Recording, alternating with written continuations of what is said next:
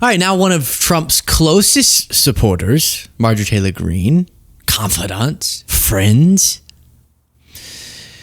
has jumped into the Epstein story and is not defending Trump and is saying, hey, we got to keep discussing this, despite Trump snapping at a reporter recently going, why are we talking about Epstein still? That was so long ago. Now, I've given a lot of different thoughts on this. See my past segments if you want the broader breakdown. But here, after we look at some of the updates on what the reactions have been to that DOJ announcement, sort of closing the case, I want to give a thought that I haven't given yet. So we'll get to that in a second. But first, what's Marjorie Greene saying about this? This case should not be closed. We have Ghislaine Maxwell is in prison right now, and her little black book was ordered to be sealed under the court. And it has over 2,000 names of rich, powerful people and politicians in that contact list. So it's just, look, there's nothing wrong with asking these questions. There's nothing wrong with saying, we want to know more about this. And so that's a direct rebuke to Trump, who said, why are we still asking questions about this? Literally. Interesting. While we continue through this, please do click the subscribe button. It's free. It just helps to support algorithmically what's going on here.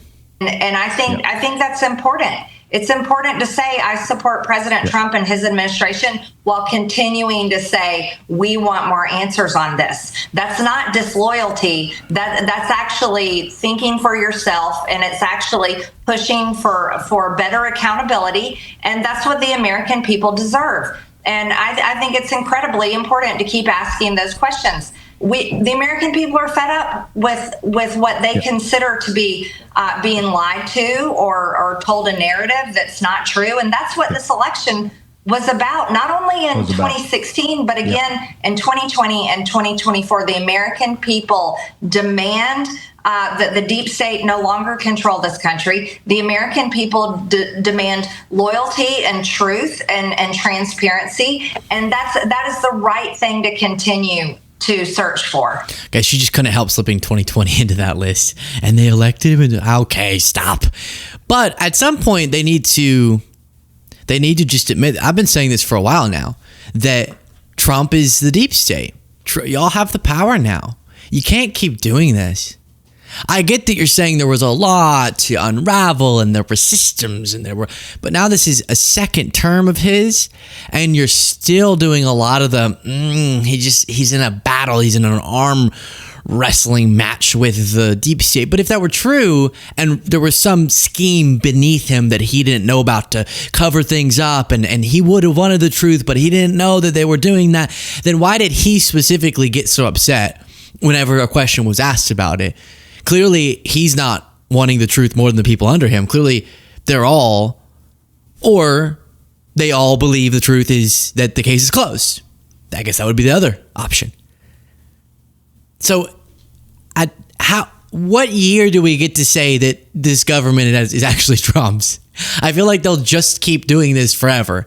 Whenever the leader that they like goes wrong, it still is the deep state. But I mean, that's as much of a criticism of Trump as you can get from someone like Marjorie, which is we support him, but no, we should be able to ask questions. Then you have Patrick Bet-David on Fox News saying this is just a terrible moment for the Trump administration. You talking about Epstein? Yeah. I think good to be back on with you, buddy. But this is what I will tell you. The number one trending hashtag right now on X is Epstein. 2 million people have tweeted with the topic of Epstein. Number two is Nicki Minaj at 100,000. Comey's at 42,500. There is a reason why people are asking about this. This is by far, and I'm a supporter. 3 times I voted for this man. This is by far the biggest fumble of the administration they've had thus far. And here's the reason why. If you remember the president winning, he had a conversation with Fox News, the great Rachel Campos Duffy, and she asked, Mr. President, 9/11, yes. John F. Kennedy, yes. Epstein, he didn't say yes. He was a little bit hesitant of bringing that information out. Why? Hey, credit to Patrick. It was only us in non-MAGA media who brought up that clip. And I just need to say it again. The fact that Trump got CBS to settle with him for an interview that they did not deceptively edit for millions of dollars just so they could get that merger to go through. But then he took that as a win that indeed they deceptively edited Kamala Harris' interview when they didn't. But they did actually deceptively edit the interview he's talking about, where the version they broadcasted, it was, do you want JFK? Yes. Do you want JFK? Yes. Do you want Epstein? Yeah, sure. Cut. But then when we saw the extended version, it was, yeah, but I don't know, actually. Not so much Epstein. There's a lot of phony stuff. Excuse me. And so thank you, PVD, for bringing that up. So why does his leadership team go out there and are like, we have this information and we're going to release this and cash? And let me tell you what we have with Pam Bondi out of the state of Florida. She knew everything about Bondi, about Epstein. Why are you fumbling this? Why are you not having an emergency meeting together to conversate and say, hey, we're going to be on the same page with messaging on this? All you have to do is send a message to everybody, say, God, let's have a conference call. Here's what we're going to be saying about this, because this was a very important issue to not 80% of the voters that voted for President Trump, but I think 20% of the voters wanted to know what's going to happen with Epstein, and it's a big letdown. I totally get the big victories. Tariff, $300 billion valuation this year, how much money is going to... Patty. We can't stop saying it's a victory that we got all this tariff revenue from us. That's such a weird, like, do they ever do that with, oh gosh, no, I should have been saying this forever. Do they ever say that with taxes? Patrick, Bet David, PBD, please.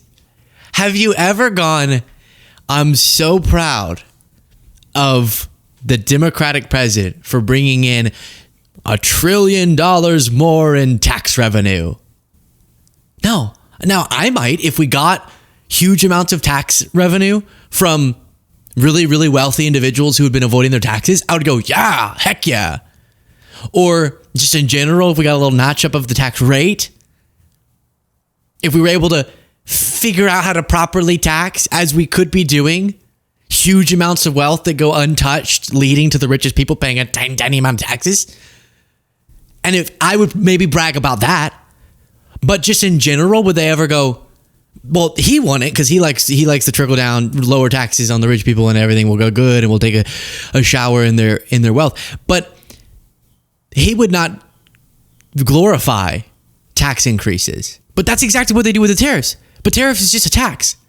That's all it is on companies. And they say that in and of itself is a victory. Yeah, so the Epstein thing, but at least he got tariff. All right, let's listen to what else. 20% of the voters wanted to know what's going to happen with Epstein, and it's a big letdown. I totally get the big victories. Tariff, $300 billion valuation this year, how much money is going to come from tariffs. Last year, the government only got $80 billion or so. That's like a company increasing their valuation by 4x. Massive victory. The stuff that's going on with, different areas we're winning. What happened with, Iran, the back and forth, the conversations. I think this was the biggest fumble when it came down to Epstein. And the more they answer like that, the more attention you're going to draw to. People are going to ask, why are they so nervous about this? What do you know that the rest of us don't know? If it's just the fact that you want to hold people blackmail, is that the relation between everything? Everyone's read the stories. It's not like we don't know what it is. It's not like the only thing people watch nowadays is Fox. People watch Twitter. People go X. People go CNN. People go ChatGPT. People know what happened with this guy. But my biggest suggestion, let's not have another fumble like the one we just had here. Yeah, so I'm getting distracted in like 6 different ways. That was just funny to hear him go, listen to all the victories. Tariffs, we're raising taxes on Americans, and that's good now, according to right-wingers. And, what he's done with all the other areas of things and what Israel and Iran are talking.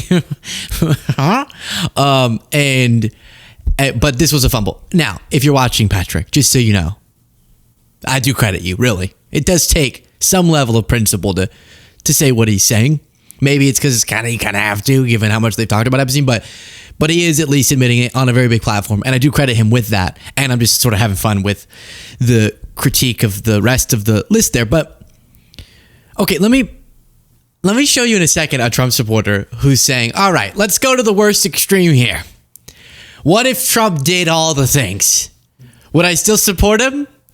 The Trump supporters' answer might surprise you. So we'll get to that in a second. But first, I do just want to say, in the interest of being honest, transparent, extra proactively, blinded by partisanship, let's just get something clear. The whole way this has been handled absolutely has been a nightmare. Coming out saying, see, for so long, the deep state has hid something, and now we have it. We're going to reveal it. That whole thing, and it's on my desk. We'll do this. And then going, never mind. And then they're releasing the footage the minute, and they have the weird excuse for the minute. All that's so strange. I get why it's suspicious. Awesome. And if you're a liberal, as am I, and you're discussing this, because I see some of my fellow commentators missing a little piece of it, which is our need to be principled here. And you're saying that there is a smoking gun that Trump knows is there, that Bondi knows is there, that all the intelligence agencies know are there, and they are hiding it for Trump because of his friendship or something else. Or to keep Alex Jones's thing was keep blackmail, so they're blackmailing now the deep state with it. But if you're anti-Trump, anti-MAGA, a part of this pro-democracy, pro-working class movement, whatever you want to call it, and you're discussing that, and you're saying that they are covering up the bombshell that is there more clearly than just a kind of a bunch of evidence that you'd have to piece together to bring a strong case against a powerful person, which could have been going on in the background this whole time. And you're not willing to say, if that exists, then we also would have to explain why it never came out during the Biden years, okay? So I just want to be honest about that in case MAGA is wondering that. Wait, now all the liberals who are saying, see, Trump knows the bombshell's there, but now he's hiding it. If that bombshell's there, then we also need to wonder or state that necessarily that would have been there during the Biden DOJ too. So that adds a little bit of nuance to it. Do I think that in general, more releases of tranches of information that aren't necessarily smoking guns, but are just more references to who Epstein was around is a headache for Trump because of how many times, even if there's not a smoking gun, just how many times his name's going to come up because of that friendship, and he doesn't want that. That definitely could be part of it, and the Biden DOJ could have also thought, all right, there's not really anything here that necessitates release, even if it would be a headache for Trump. But if there is the thing people sort of are alluding to, and evidence, I'm not saying it happened, but evidence of it, that's just sitting on a desk somewhere, as opposed to all these different batches of evidence have been gathered. And I was hearing one journalist talk about there really is still more to be proven and more accountability that's necessary and more evidence that would lead to that accountability. But it just is a very complex process of putting all together. Maybe that's going on in the background. It was during the Biden years. But if you're doing this sort of black and white, there's a thing. They have the sheet of paper. It has what we would imagine a huge bombshell be, or they have the video, they have the photo, and they're choosing not to release it and they're hiding it now, then just, you would have to apply that logic for the last few years. As much as I don't like Trump, I just want to be clear about that, to hold myself to a high standard there, because they would have had it too, presumably. Unless Alex Jones's explanation is real, which is that Trump took it to Mar-a-Lago to blackmail the deep state or something. Now, this led to someone posting, this is a fan of JD Vance account, which if you are a fan of JD Vance specifically, not like you like Trump so you like Vance, but you specifically run an account saying you're a JD Vance fan, who hurt you? Who hurt you? But they said, would you support releasing the Epstein files even if it could send Republicans to prison? And okay, so we had to stop recording for a second because I started really trying to figure out if this person was a real person. I'm now convinced, I'm not going to mislead you guys, that this Trump supporter who's going, even if Trump did everything the worst possible, I would still support him because who cares? I think he might be someone cosplaying as a Trump supporter. But he's going really far. He's like arguing with people in the comments, being like, yeah, but it's a little bit overboard. So I'm not going to read that because now I doubt that this person is a legitimate Trump supporter. I think he might be someone pretending. Dang. Okay. Well, sorry about that, but I teased that. Then as I was going through it in our first recording, I was like, I think he's making fun of Trump supporters by pretending to be one. Okay. Well, again, in the interest of total transparency. Then, while all this is going on, this story just won't quit. And publicity. This is the launch of the whole new DC universe that he's commandeering. Why he would go and blow it up in the 11th hour after hundreds of millions of dollars of marketing and publicity, talking about kindness and look at Superman, the red cape, he's got a dog. This is a lousy way to go. And the question is, did he do this to try to cover up the coming financial disaster, to make it look like it was a political reaction? We'll see. I just did a whole podcast on this. It's very interesting. You did a podcast on it. Yes. Imagine doing a whole podcast on whether or not Superman, the movie coming out that we bought our tickets to, woohoo. Now I have to see it after all this Fox News rage. Now, if it's gone woke. You did a whole podcast on that, sir? How do people get themselves to care? I don't even, like, if you know how probably Laura Ingram's producers came to her and said, hey, we have a story, we can bring on a correspondent, he'll tell you about how Superman went woke because the director or creator or something said that Superman's an immigrant and I think we've lost kindness towards people of other identities and we should bring back kindness or something. Terrible. If Jaden came to me and was like, hey, I have a story for you, I'll explain it on the show and you can just react. And then he was like, has Wicked gone right wing? I would just go, this is just, stop, please. This is so boring. How do they pretend to be interested in that? Has Superman gone? Is Superman's dog really an analogy for drag queens?